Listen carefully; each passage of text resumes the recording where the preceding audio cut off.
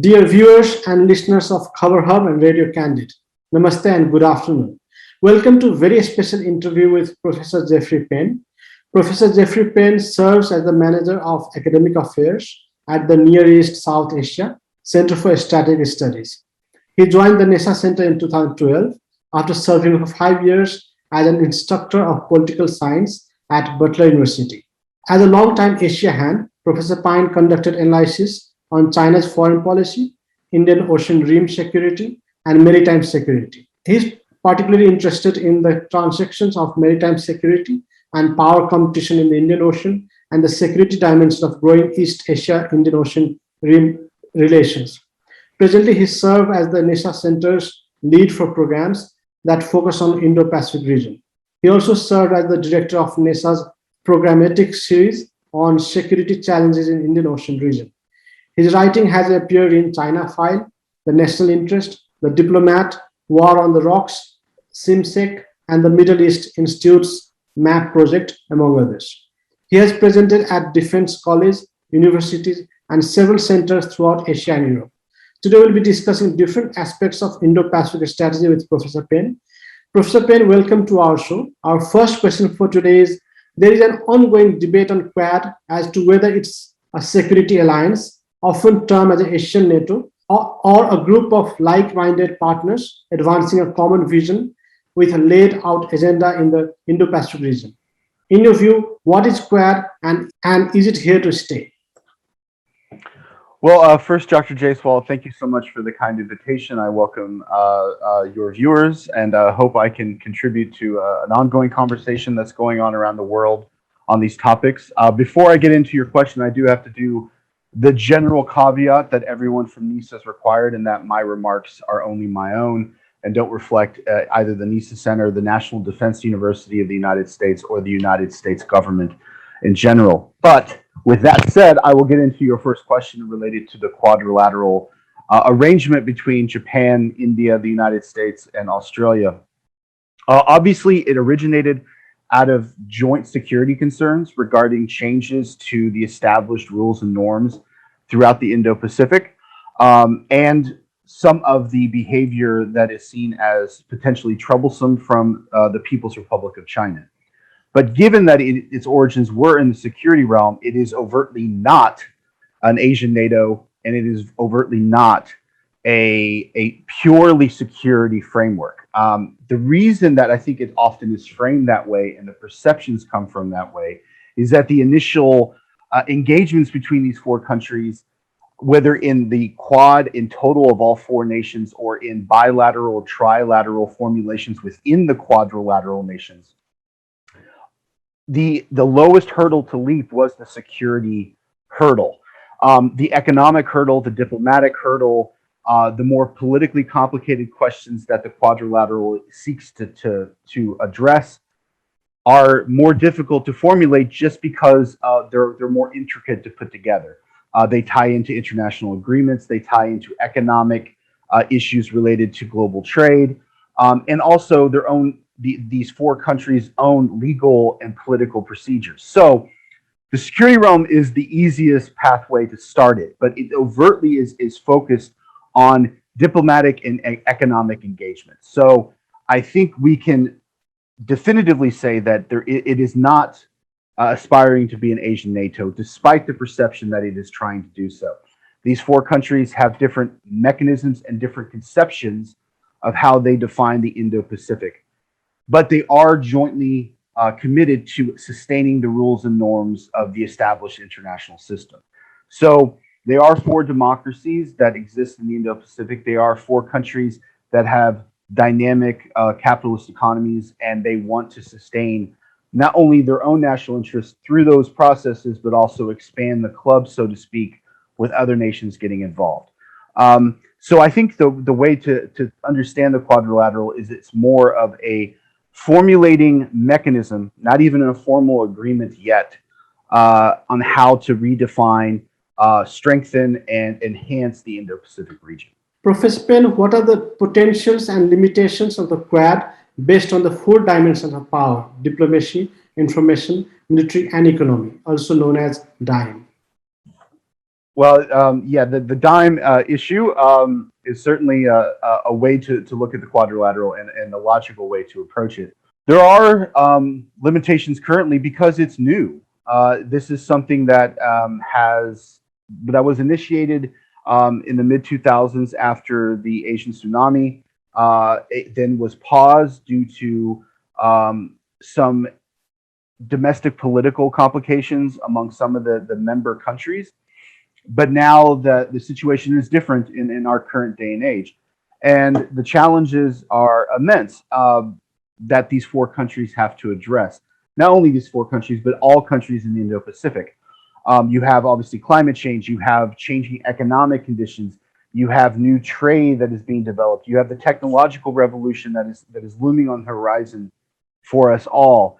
And so these four countries, even though large maritime established powers, are at the mercy of some of these changes, just as any smaller country in the Indo-Pacific region itself. So some of this is about grappling with the future.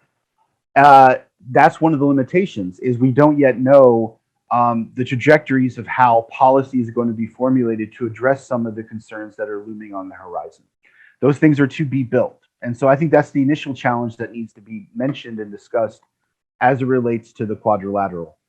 Beyond that, I would say that there are still domestic things within the four member states that have to be worked out. India's processes, procedures, its own political culture do not inherently match well with other potential members of the quadrilateral. The same is true of the United States and how it engages in its foreign and domestic policies.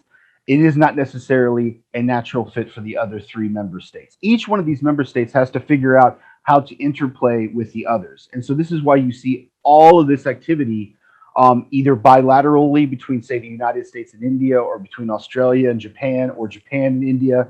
Also trilateral formulations like India, Australia, Japan.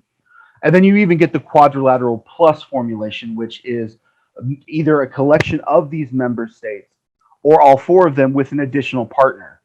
You've seen this with the quadrilateral in relation to the United Kingdom, in relation to France, and how they can add additional mechanisms to improve the quadrilateral kind of dime experience. But right now, the limitations are it's fresh, it's new. A lot of what it has to do has to be cemented in policy.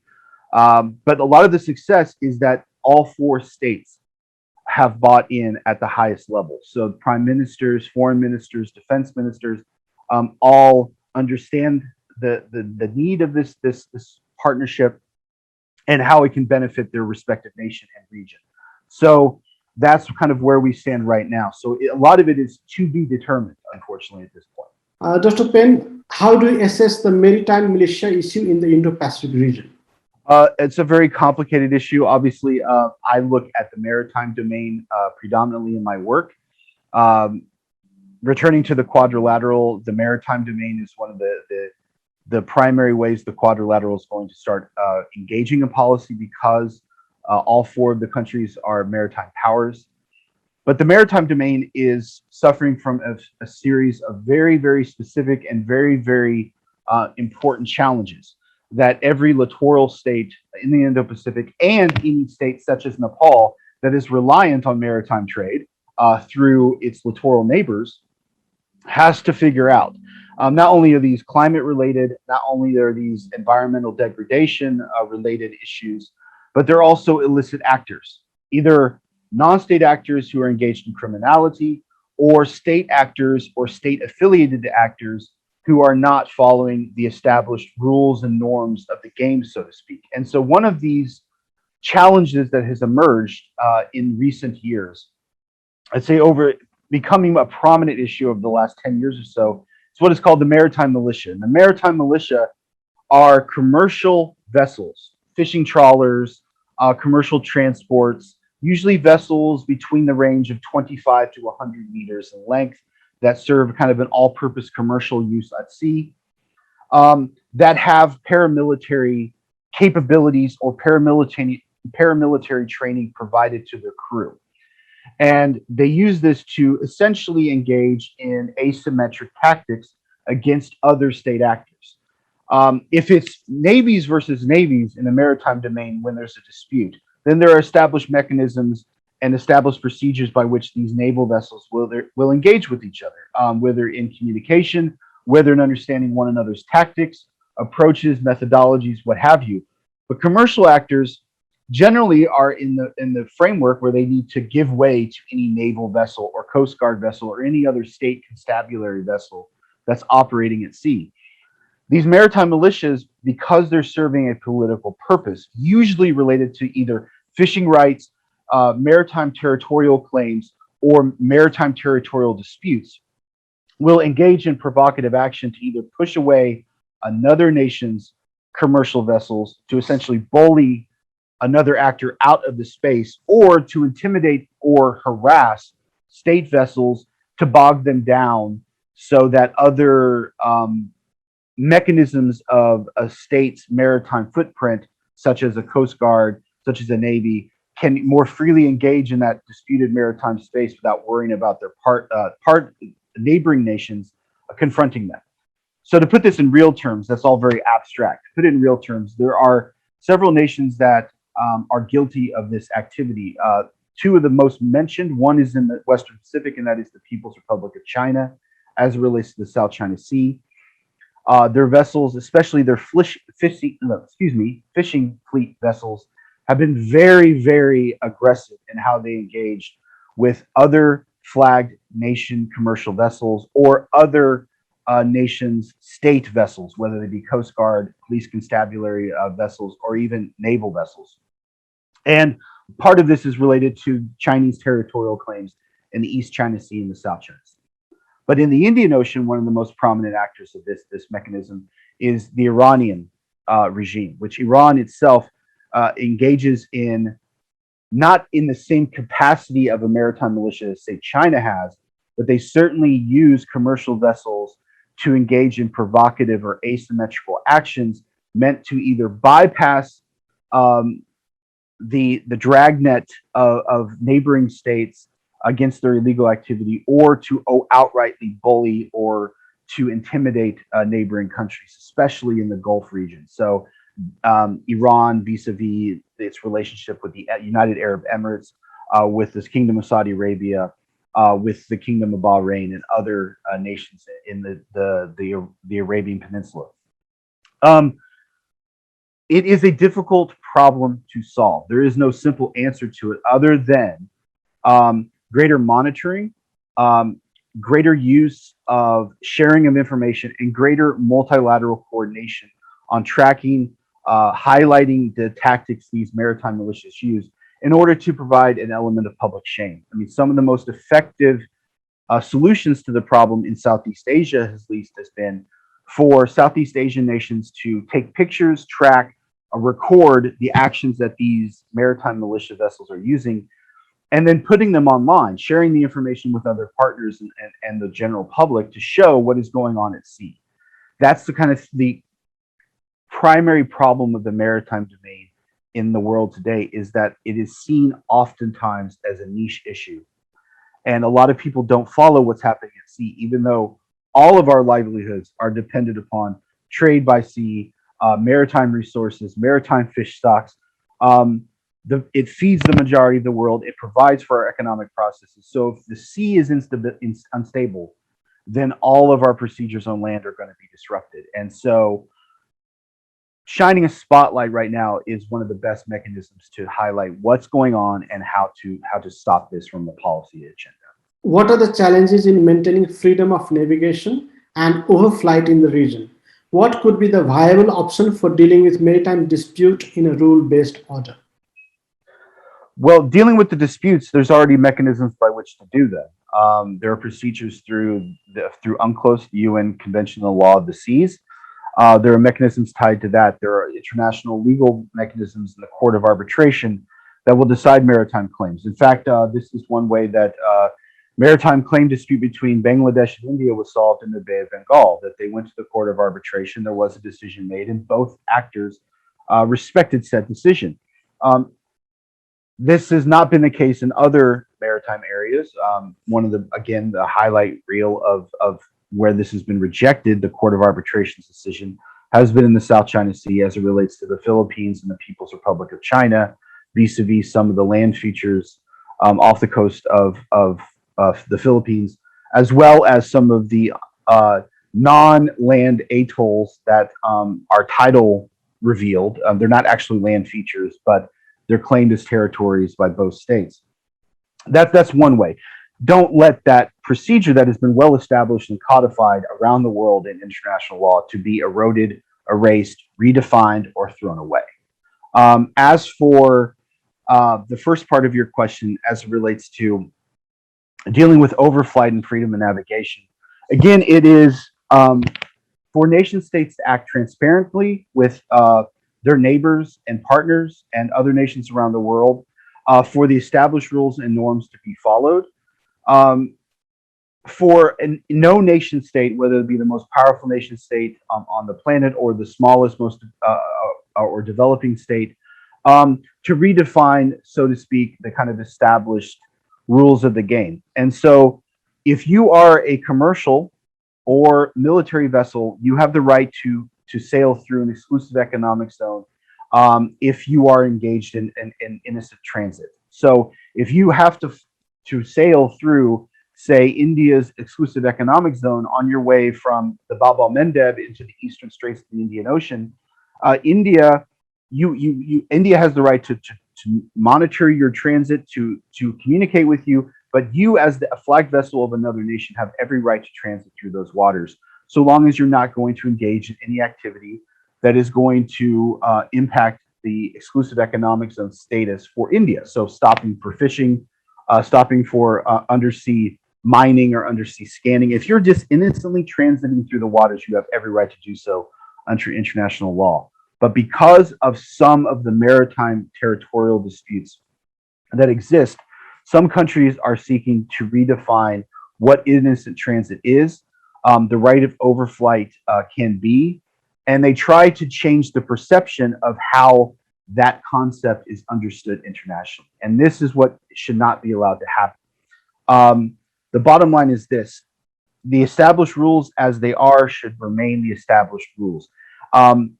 Often this comes up between the United States and China as it relates to the United States engaging in innocent transit in the Western Pacific in waters that China claims as its own.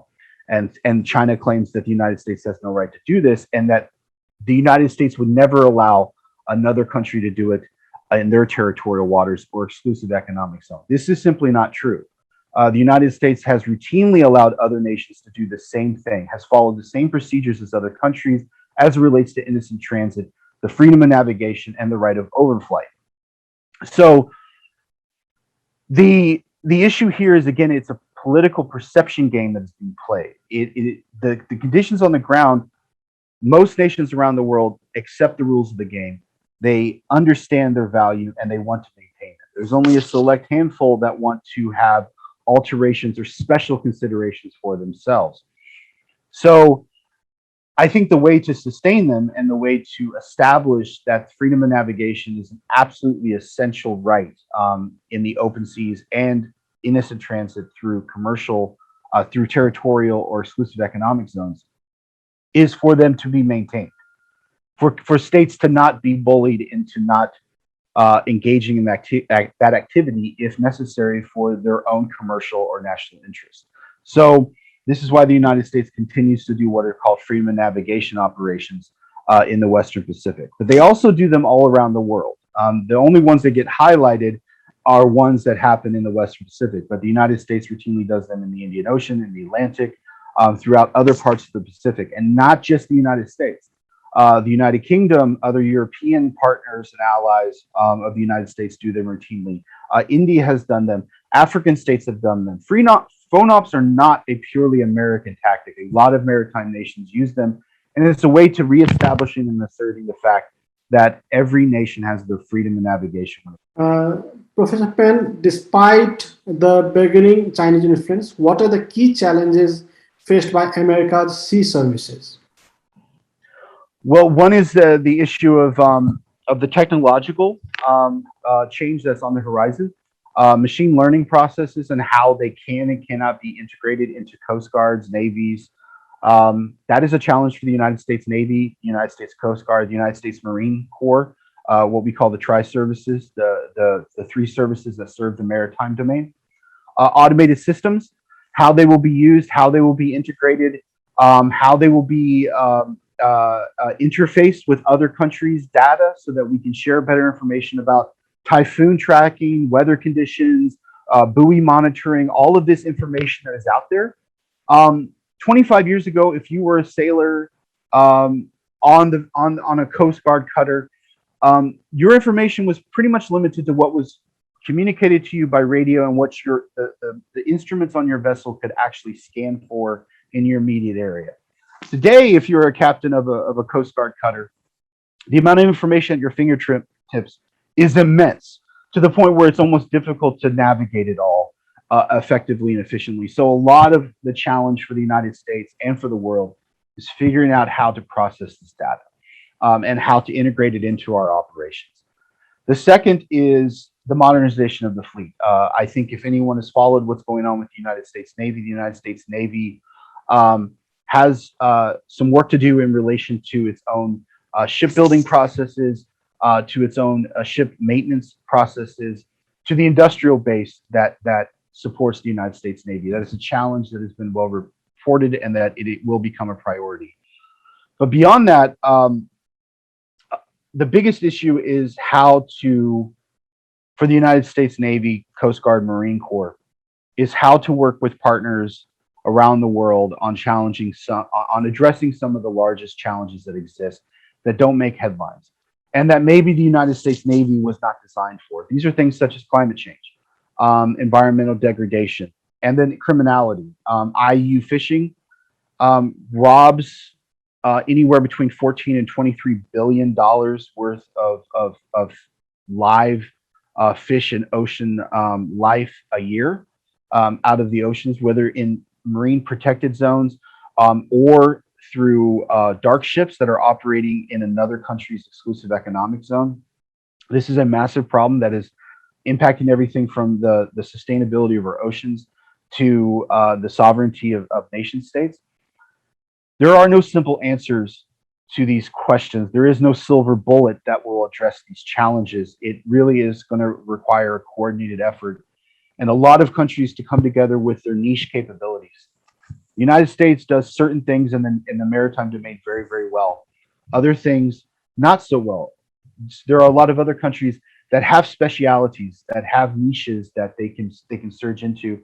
It's a matter of networking all of this together to support kind of the sustainability of our oceans, to protect the viability of them, and to make sure that criminals are not exploiting the concepts of the high seas and territorial boundaries to engage in criminal activity, whether it is human trafficking, drug trafficking, commercial illicit trade.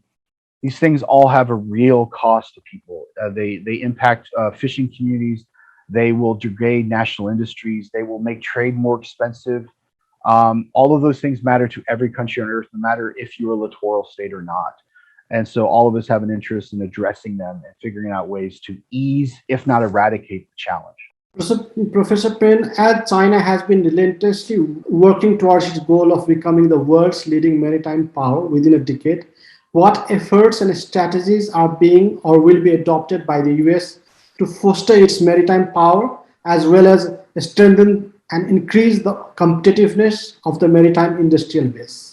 Well, it's an ongoing issue for the United States. Domestically, there are debates related to what the future of shipbuilding will look like in the United States, what the maintenance processes of the U.S. Navy and the Coast Guard will be. Those are to be determined. They're very complicated because they get into domestic industries. But from a policy point of view, I can tell you that the United States methodology of multilateralism and cooperation with others will only be intensified. The United States has learned in the hard way over a long history of engaging around the world that the best way of solving problems is for everyone to work together. It may take longer to get everyone on the same page and get everyone walking in the same direction.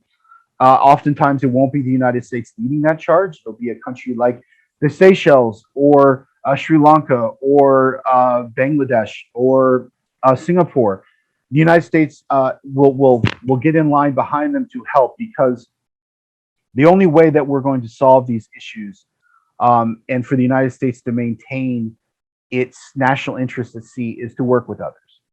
That is our methodology. That is our kind of crowning understanding of the challenge set that we face. And so this is why the United States has some competition with other maritime actors, because they don't share that same methodology. But for us, we have a proven track record of it working, whether it be in addressing things like piracy off the coast of the Horn of Africa in the last decade, and how a multilateral engagement on that challenge led to a solution, to things like stopping arms trafficking and human trafficking in the Western Indian Ocean. No country can do it alone. No matter how powerful they are, no matter how clever they are, no matter how well connected and integrated into technology they are, no one can do it alone. And so the United States is looking for as many partners as it can to address these challenges.